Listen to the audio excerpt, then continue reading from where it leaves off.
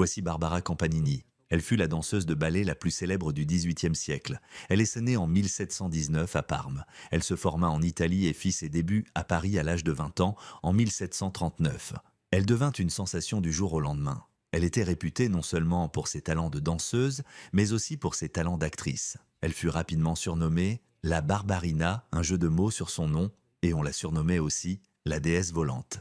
Cela est dû à son exécution remarquable de l'entrechant, qui consiste pour une danseuse de ballet à se relever en se croisant les pieds à plusieurs reprises. Elle fit une tournée exceptionnelle à Londres, puis à Vienne. De retour à Paris, elle fut repérée par le jeune roi de Prusse, Frédéric le Grand, qui lui offrit un poste permanent au Nouvel Opéra de la cour de Berlin. C'est là qu'elle commença à travailler à partir de 1744. Elle jouissait d'une position extrêmement privilégiée, si recherchée qu'elle pouvait négocier son propre salaire. Outre ce salaire élevé, elle avait également négocié 5 mois de vacances par an, ce que le roi lui avait accordé. Cependant, le roi ne lui accorda ces conditions que si elle restait célibataire. Ainsi, lorsqu'elle se maria, le contrat fut rompu. Elle fit scandale en acceptant la demande en mariage d'un certain Karl Ludwig sur scène devant un public nombreux. Son fiancé fut emprisonné, le roi étant tellement irrité qu'elle s'enfuit à Londres. Mais elle retourna ensuite secrètement à Berlin et épousa son homme en secret. Heureusement, le roi céda et ils purent vivre un mariage heureux,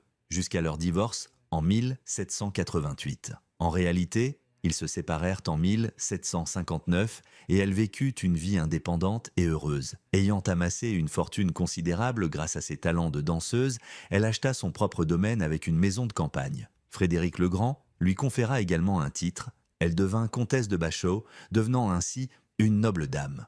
Elle avait véritablement transcendé les barrières sociales, devenant l'une des ballerines les plus influentes de l'époque. Elle était également très charitable, c'est pourquoi elle céda plus tard son domaine, sa maison de campagne, et la transforma en un foyer pour les dames nobles et démunies. Ainsi, elle s'occupait des femmes, sans ressources et sans domicile fixe.